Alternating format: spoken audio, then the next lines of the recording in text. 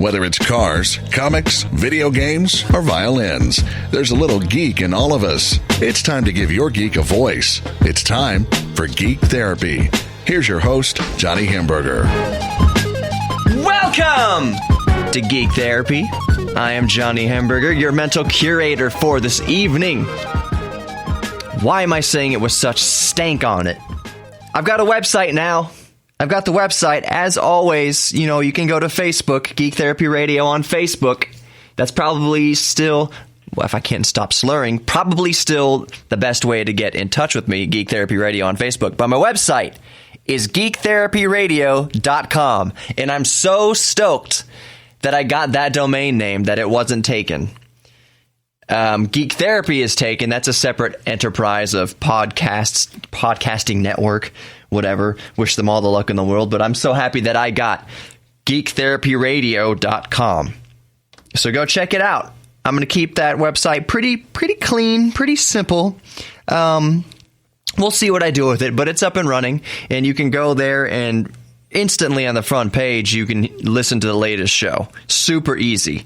You don't have to even click anywhere. You have to click play because I don't have autoplay enabled because it's super annoying when you go to a website and all of a sudden this audio starts blasting out of your speakers. No, I will not do that. I will never do that. If you go to geektherapyradio.com, you will see that the latest show is right there in front of your face, but you have to press play. I'm not going to be one of those annoying websites that just starts blasting audio out of your speakers for just visiting the site. That is cheap, that is stupid, that is annoying, and I wish it was a practice that would just cease to be. So I've got a lot of stuff coming up on this show. It's going to be a very fun show, but I want to start this first segment with a dream I had this week that's just for some reason it's stuck in my head and I have to get it out. I have to let it out or else it's just going to sit there in my brain and ping pong around and fester and bother me. So I'm just going to tell you my dream because in retrospect, it's funny. When I had the dream, it shook me awake, and I had to go to the bathroom. But when I look back on it, the dream is funny. So without further ado, here's the dream. So basically me and my two best friends were at a baseball game and the pitcher beaned one of our batters. Okay, that happens. I mean, it happened last week, obviously, that big bench clearing fight that broke out. That's probably why I had the dream. So anyways, the pitcher beaned one of our batters. So later that night, we're staying at the hotel, which the visiting team is staying at. And me and my two stupid best friends say, let's go get revenge on the pitcher. So we see the pitcher trying to get onto an elevator. He's like, yeah, we're going to go just hooligan style. We're going to go rough him up, get revenge on behalf of our team. So anyways, my best friend goes over and grabs the dude's shoulder. And all of a sudden, this dude is like a 400-pound, 6'7" linebacker. This guy in my dream is just a human Goliath. So my buddy grabs his shoulder and the guy twirls around and just Mike Tyson's him right in the face. And my buddy goes down. And I will never forget, this is the single most defining thing that sticks out for me in this dream, was the sound of that big bowling ball of a fist connecting square with my buddy's teeth.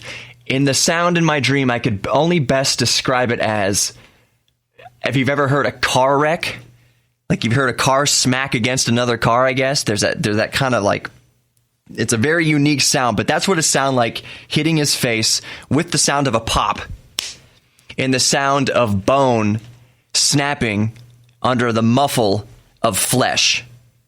I don't know how I can better describe the sound. So this guy in my dream pops my friend in the mouth, jab, boom, with the bowling ball fist, and my friend goes down straight on his face onto the tile. And my other buddy is kind of flanking this big dude, and the big dude just turns around like just jujitsu style, martial arts style, and just gives my other best friend 2 hooks. Actually, a jab and a hook it was. A left jab and then a right hook. Pow, pow! And he goes down flat on his face. And so the guy rears up to me, squares up to me, and for some reason I'm holding a baby. It's not my baby. It's like one of my friend's babies, I guess. They had a baby in the stream, and I'm holding this baby. And so my two friends are laying there, and the guy squares up to me, and I just go, baby, bro! Baby, bro! He kind of drops his dukes and gets on the elevator all flustered, like, holy crap, what did he just do? He just assaulted two people, blah, blah, blah. So anyways, fast forward, we're sitting at a table now. My two buddies come to, and we're sitting at a table. I'm still holding this baby, like I'm bouncing this baby on my knee, this mystery baby. It's one of their babies, I guess.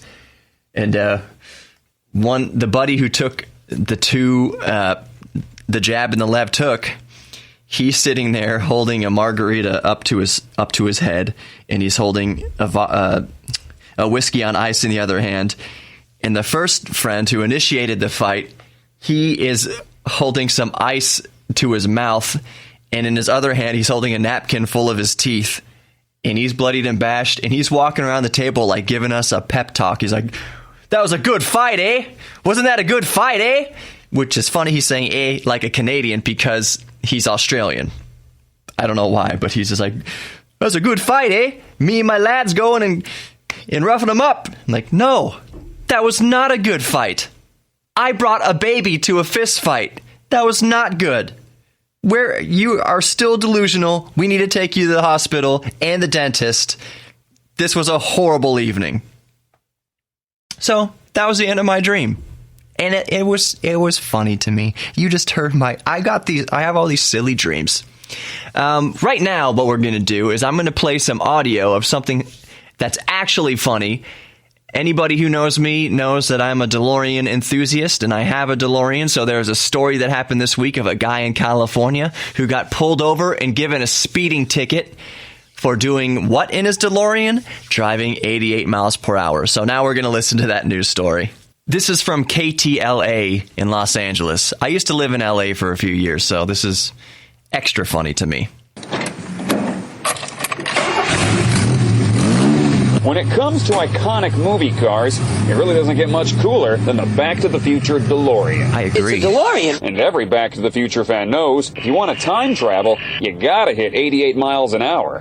When this baby hits 88 miles per hour, you're gonna see some serious New DeLorean owner Spencer White found himself in some serious stuff while driving on the 14 Antelope Valley Freeway in the Santa Clarita Antelope area. Valley, baby. I looked at my speedometer and it was saying I was going about 85 miles an hour. My mom, she's looking at me and she just says, "Take it up to 88. Let's see. Let's freaking mom do it." So I took it up to 88 and I was up to 88 for about 2 seconds, right? And immediately I saw a police officer pull in behind me. The police officer walks up. He said, "I pulled you over for speeding. Do you know how fast you were going?" And I said, "Did you get me on the radar gun?" And he said, "Yeah, I did." He says, "You were going 88 miles an hour." 88 miles per hour! I just start busting up laughing. My mom starts busting up laughing. He's even got this big grin on his face like he's won the lottery. He goes back to his car, and then he comes back immediately, and he's got the radar gun. And he says, "Hey, do you want to take a picture of it?" And I said, "Yeah, of course I do." You know, because the car and everything, it just was hilarious. It's kind of a shame, though, you didn't just shoot off into a trail of fire. Exactly, you know, and I didn't have the flux capacitor in the car at the time, and I was also out of plutonium. I thought for a second maybe he was going to give me a warning until he came back. He said, "Okay, I've got to do my job." The speeding ticket didn't cost nearly as much as stolen plutonium from Libyan terrorists, but it still wasn't cheap. Probably $350, $400. Really makes you wish you could go back in time to before you got pulled over, doesn't it? I suppose, yeah.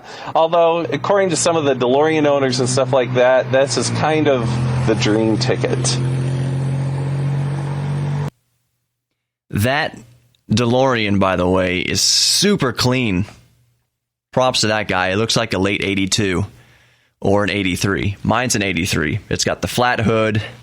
This guy's got the flat hood. A few other little exterior and interior tip-offs to the fact that it's probably a late 82 or an 83. But anyways, my experience doing 88 in the DeLorean, and sorry, Mom, a little bit above, is that the speedometer in a stock DeLorean, like all 80s cars, the speedometer only shows up to 85. So it's not a limiter. It's just when you start going over 85, you don't know how fast you're going. And I always thought that would be my excuse if I got pulled over, like driving to Corpus Christi or something where the speed limit's 85. Thank God for Texas speed limits being 85. It's so awesome. Anyways, if I got pulled over and the cop's like, do you know how fast you're going? I was like, well, 85. All I was shown is 85, so it can't be more than 85. But I have not ever gotten pulled over in the DeLorean. I have had several scares where a cop has done a fast U-turn.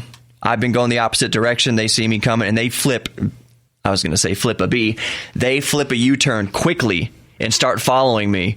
And I'm like, oh, geez. Oh, no. Here we go. I'm getting a ticket. Finally getting a ticket in the DeLorean. But what always happens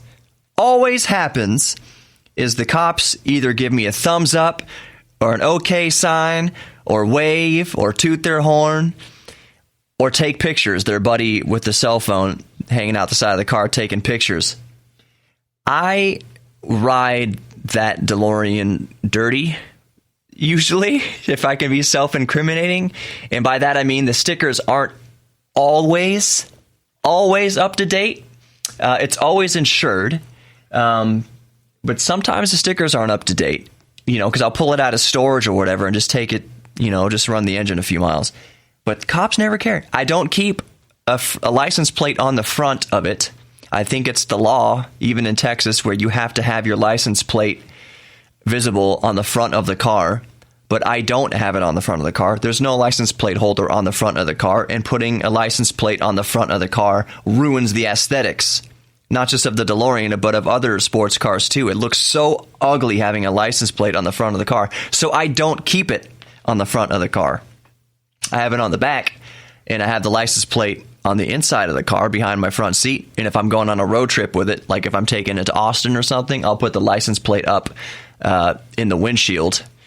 But no, I do not keep my license plate in the front of the car. And all that to say, I always think I'm going to get pulled over if I'm speeding or something like that and riding dirty and don't have the license plate up front.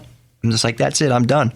Cops just wave, take pictures, yell Marty out the side of their windows. It's pretty great. So that's the end of the first segment of Geek Therapy Radio. I hope you had as much fun listening to it as I had recording it. GeekTherapyRadio.com. Remember, GeekTherapyRadio.com, which will also bring you to the Facebook. There's links there. Geek Therapy Radio on Facebook. So go hit up all that stuff. Go like the Geek Therapy Radio Facebook page. I see some of you doing it, and I sincerely appreciate it. That's awesome. I love you guys for doing it. More Geek Therapy Radio to come. I'm Johnny Hemberger. Stick around.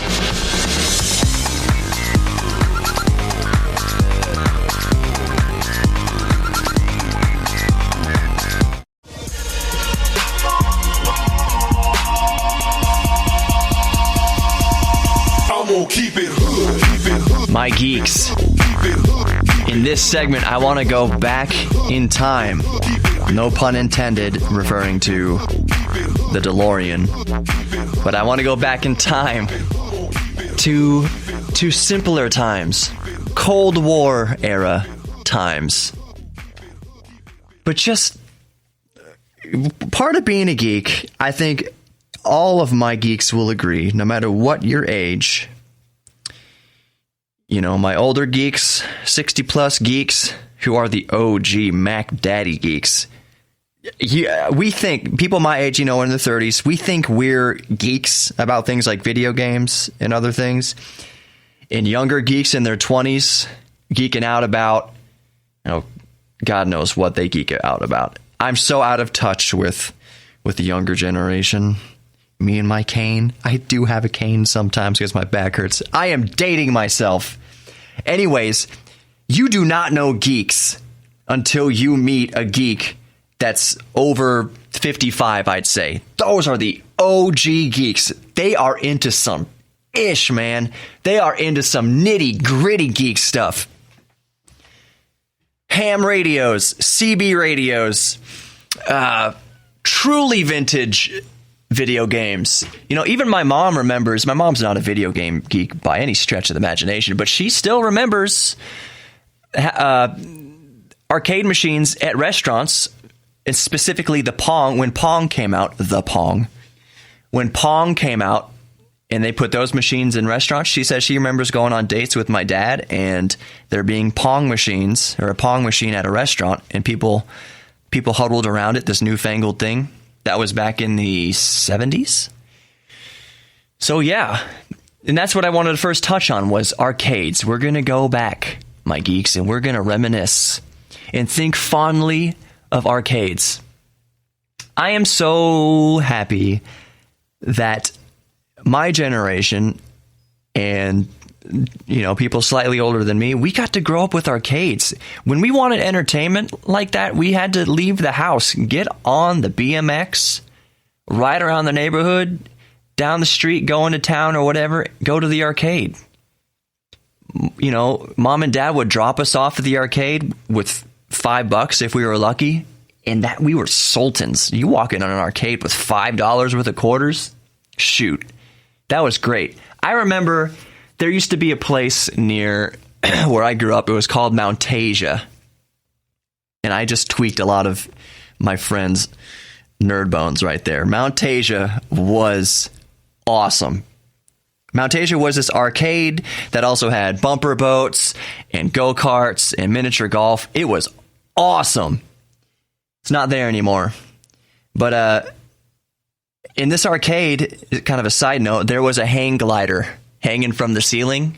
Like, since this was built in the early 90s, I think, they had this hang glider hanging from the ceiling, a full-size hang glider with rainbow canvas. That was the material it was made of, was this, you know, rainbow colors. And hanging from it was this life-size stuffed teddy bear. And so the myth was, the tale, the legend was that you could get that hang glider with enough tickets. If you won enough tickets, they would pull that hang glider off the ceiling and you could leave with that hang glider. And I think the legend was that you had to earn 1 million tickets.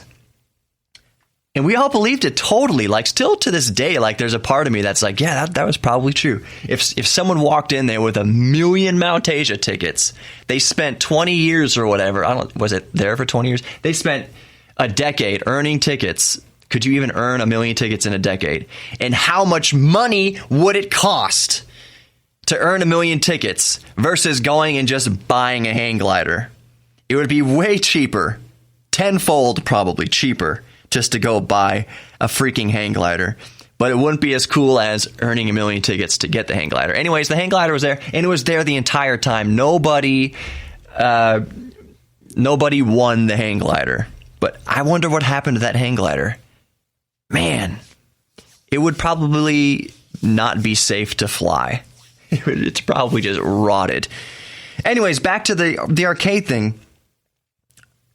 I remember it was such simpler times. Ride your bike to the arcade. We go to Mountasia, and my mom or dad would give us a couple bucks to spend on quarters, $5, which was great, which was awesome. But I remember going one time with my friend John, and his mom, it wasn't even his birthday, but his mom gave us, not each, but she gave us $100. $100. This was like 1994. $100. So today that's probably worth like $3,000 with inflation. I'm not an economist. Not $3,000, but you get the idea. Handing two 10-year-olds, you know, two $50 bills. It blew my mind. I was like, what are we going to do with $50? There's not enough stuff to do in the world that would cost $50.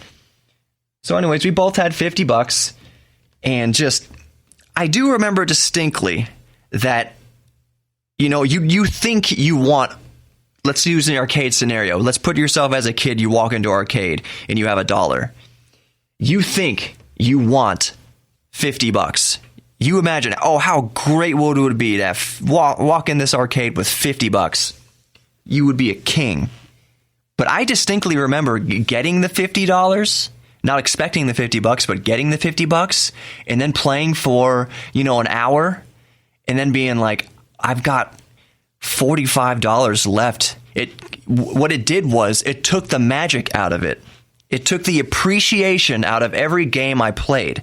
So I would walk up to the X-Men machine and play X-Men and just be flooding the machine with quarters. The game was less fun knowing that every quarter didn't count as much as if you only had $5 of quarters. That's a lesson for life. We want these things until we actually get it, and then it becomes kind of a curse. It takes the magic out of it.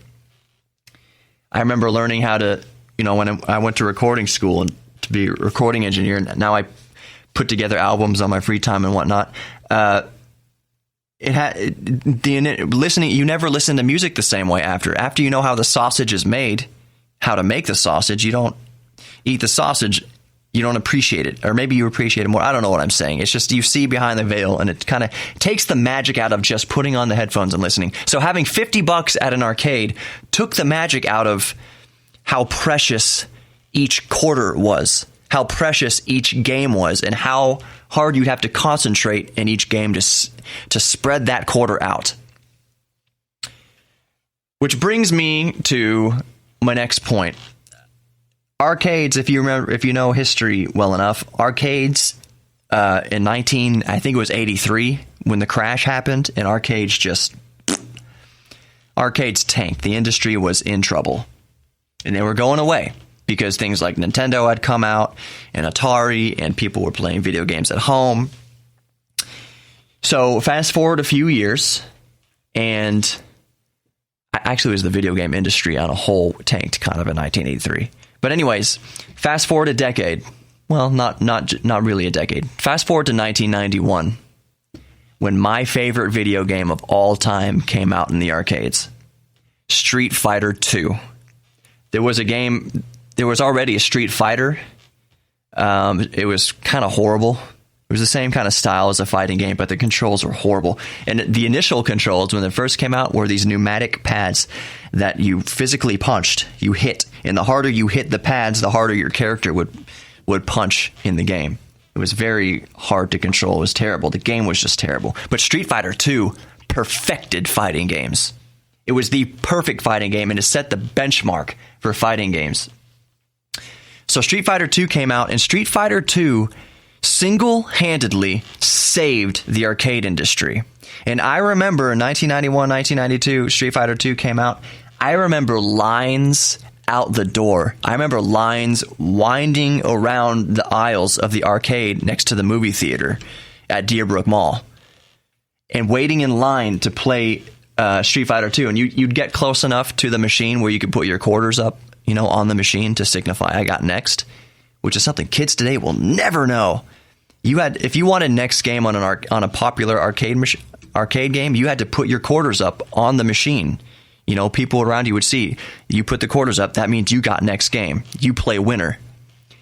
So anyways, as usual, there's this teenage kid playing Street Fighter who's just like the best in the city at it, and he's just laying waste to any challenger. So he's just this kid's just laying waste to this line of other kids and teenagers and some adults.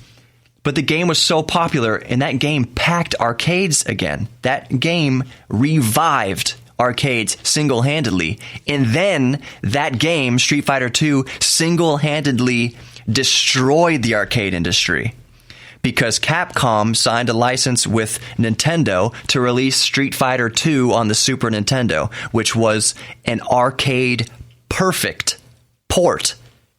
So there was no reason to go to the arcade anymore when you had the perfect arcade game at home on your Super Nintendo.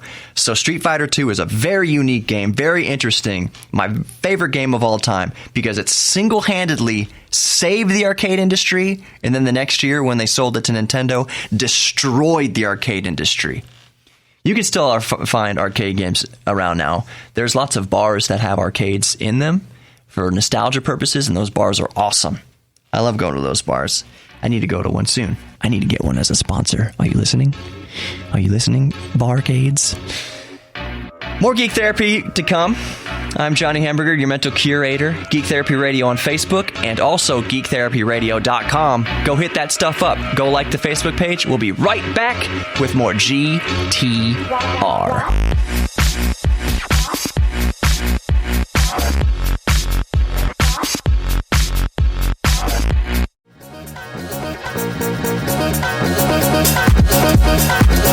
Welcome back to GTR, Geek Therapy Radio. I'm still Johnny Hamburger, your mental curator for the evening. And in this segment, we are going to talk about another trip down memory lane. And it's a product, and it's a culture that has not gone away at all. It's still very popular. And that is Legos. Everybody listening right now has probably had a set of Legos in their life. A lot of people listening right now probably still have Legos somewhere in their house. Legos are amazing. I was going to say were amazing. No, Legos still are amazing. I remember as a little geek, I never had the Lego sets, like the Lego themed sets. Like my buddy named Buddy, who was on here a few weeks ago, he builds Star Wars Lego sets. These very immaculate, gigantic models of, the Death Star and the Millennium Falcon and X-Wings and all that stuff. Those kind of Lego kits made of thousands of pieces. I never had anything like that. I didn't even have the themed sets. The medieval castle or the police station or fire station. I didn't even have those kind of sets because for me, I just had a bucket of Legos. I just had the random set. Remember that tub, that bucket, that square, big Lego looking thing that was just full of different colored Legos and wheels and propellers and things like that. That's what I had. Because to me, even as a kid, I didn't want to be... I saw how cool those space-themed Lego sets were, and those medieval castle-themed Lego sets, and the police station Lego sets, and the airport Lego sets. I knew they were cool.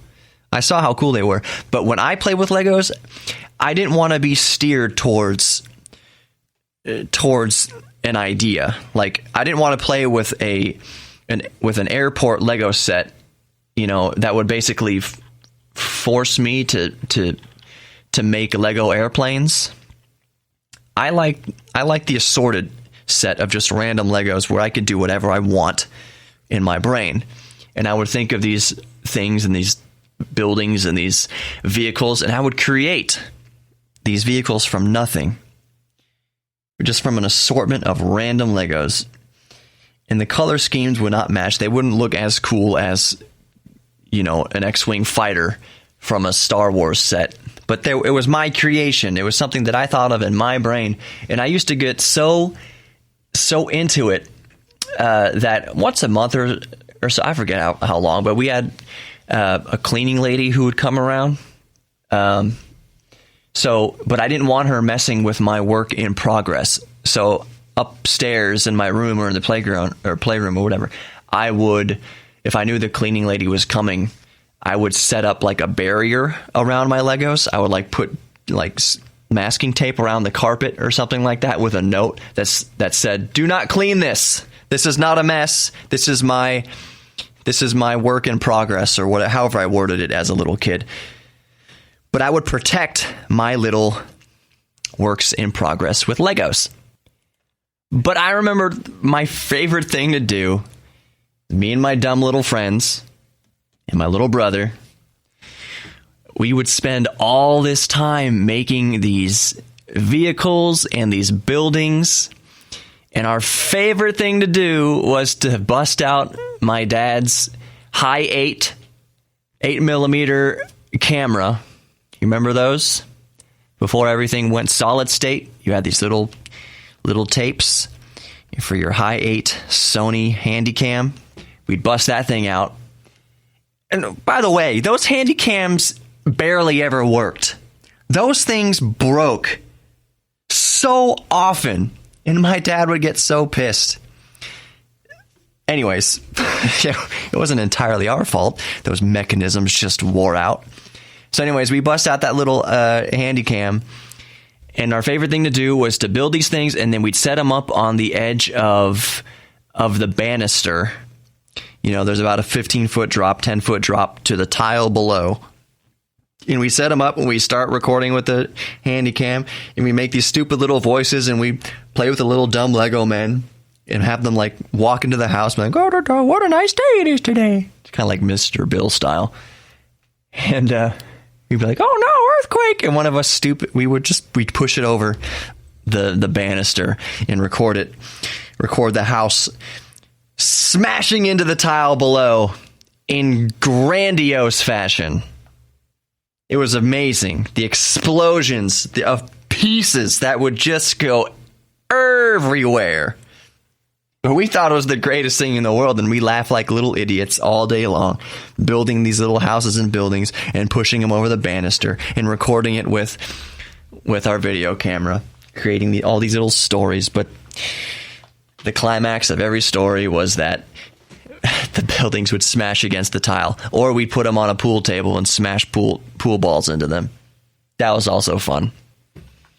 The imaginations of children just sent over the edge with Legos, and adults. Every time I'm in, if I'm at Walmart or something like that, and I see that big tub of Legos, I think I need to get another one, man. Remember all the good times I had building with Legos? Why does that have to stop when we're adults?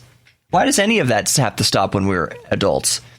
Why are there some geek things that you used to be into that now, as an adult, your job and your daily ho-hum life has kind of sapped all your energy for?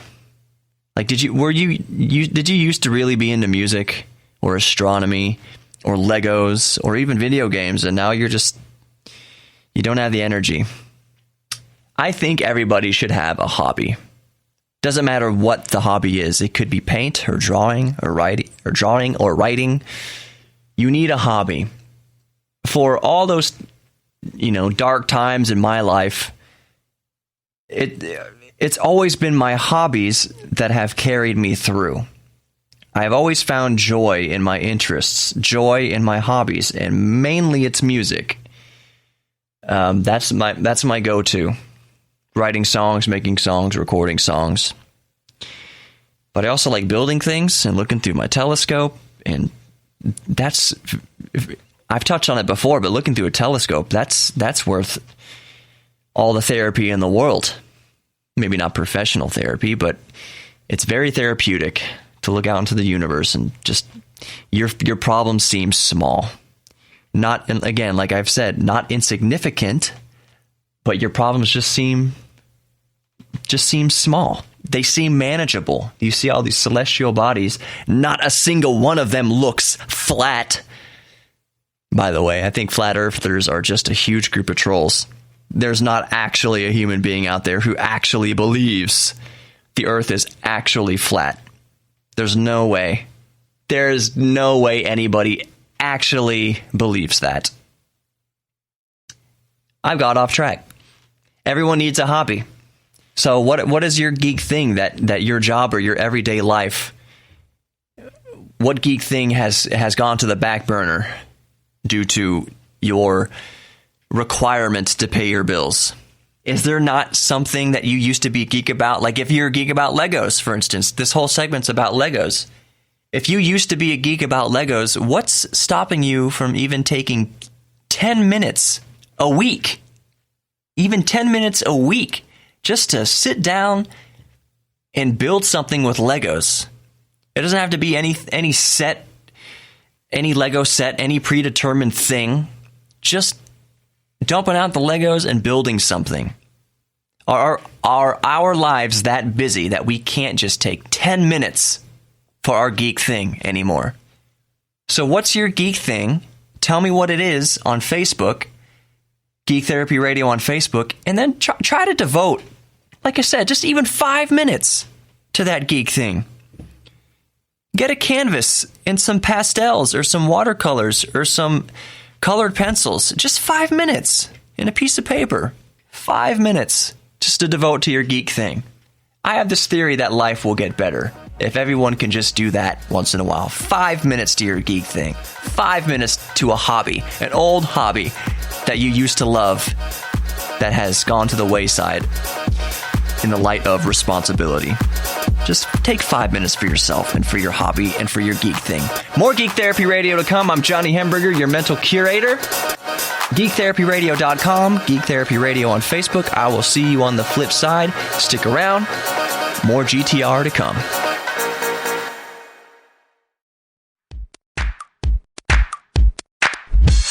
Welcome back to Geek Therapy Radio, GTR. I am Johnny Hemberger. Geek Therapy Radio on Facebook. Go like it, go interact. And GeekTherapyRadio.com. That's my new website. Like I said earlier, I am stoked that I got the domain name. I thought for sure Geek Therapy Radio would be taken, but it was not. So I am stoked about that. Right now, in the fourth and final segment of this week's Geek Therapy Radio, I want to talk about astronomy. I talk about astronomy a lot. I find the universe fascinating. So, NASA is working on a solar probe. It's NASA's first solar probe, and it will skim the sun at 430,000 miles per hour. Maybe I do need to explain. It is very difficult to get close to the sun. That goes without saying. It's very hot. Not to mention just the mathematics and physics involved getting to the sun, but getting close enough to the sun to take measurements of high speed matter and magnetism emanating from the sun as coronal ejections. We want to study those.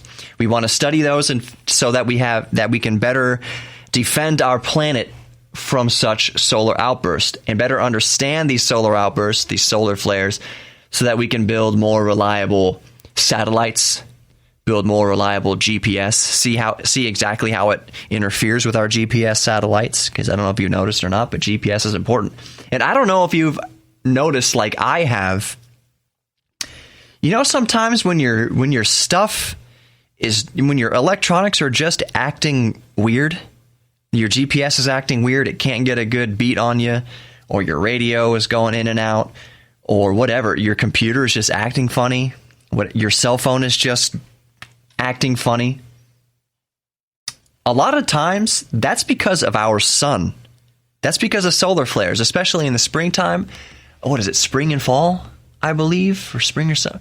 There's 2 times a year where solar activity is heightened. And I know that around here at the radio station, we get warnings. Our engineer sends out a mass email saying, it's that time of year again for solar flares. Here's the backup numbers if you're carrying a show. Let's say, for instance, you're listening in the middle of the day and you're listening to Rush Limbaugh on KTRH or whatever you're listening to, and it starts going out.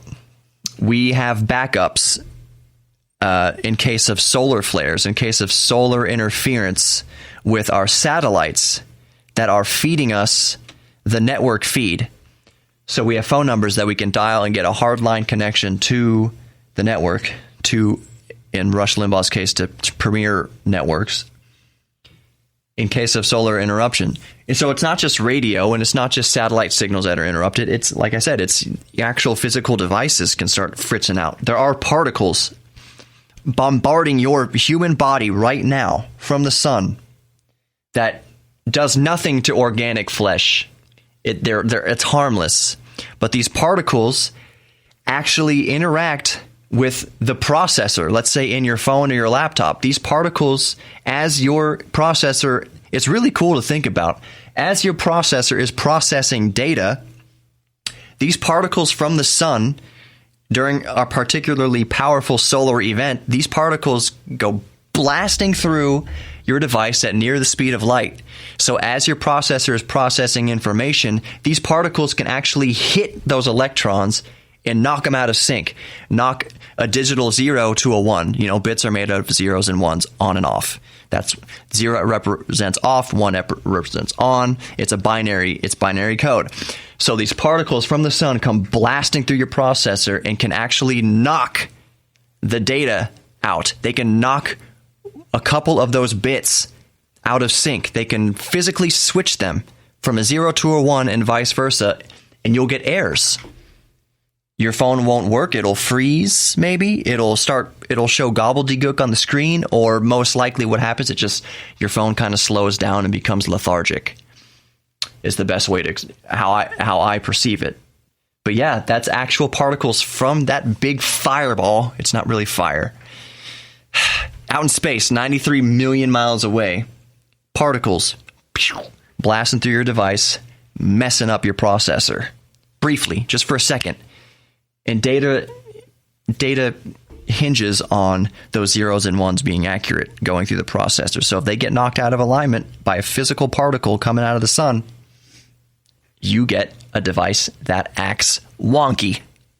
So next time your stuff starts freaking out, it very well could be the sun. So NASA has this probe, and we're going to be able to get it as close to the sun as we have ever been, thanks to advances in heat shielding and materials that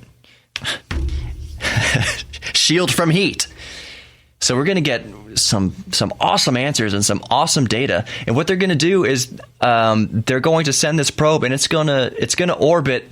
I believe it's going to orbit Venus for a few years. For 5 years or so, it's going to orbit Venus until Venus gets close enough to the sun that we can use the slingshot effect to slingshot it out of Venus's orbit to the sun's orbit. And what's the figure? How close are we getting it to the sun? I'm reading this article as I'm on the air here. I believe the probe is going to go get as close as 3.7 million miles, which is basically flying around through the sun's corona. That's really close. That is several times closer than we've ever been able to get to the sun. And it's going to reveal some awesome things about the energy and the matter being expelled from our star. That's amazing to me. And some more neat space news. I was about to say space nudes. Send us nudes, space. Well, all of space is nude. That's why space is sexy. My brain. Other space news. Bright spots on the moon are now thought to possibly be ice.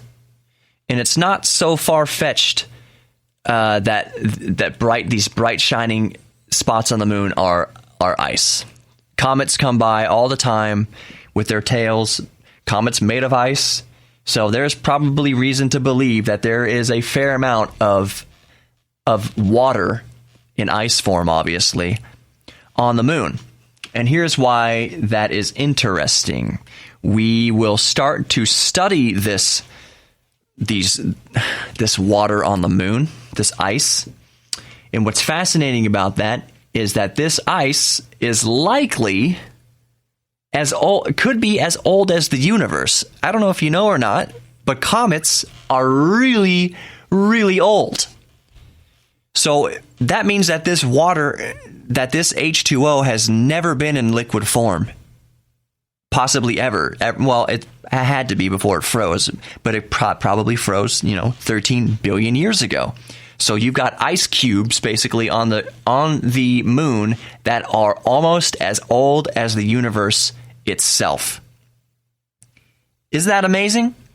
There's other water that could be on the moon that have formed from other natural processes on the moon, interacting with solar flares and radiation from space to create these trace molecules of water. But that's one thing we're going to study.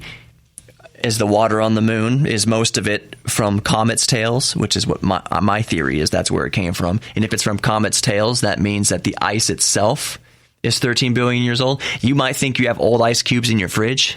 Like if your fridge is 10 years old, there might be ice stuck to the ice tray somewhere that's 10 years old. Imagine the ice cube is billions of years old, is 13 billion years old. What could that water tell us about the birth of our universe. What elements could be trapped in that ice that will shed light on the mystery of the creation of our universe? That is titillating. Speaking of titillating, the show's over. I'm so sorry. The show's over for another week, but guess what? You can go to geektherapyradio.com and listen to all the past shows. It'll link up to our iHeart site, and you can listen to all the past podcasts of this show of Greek therapy.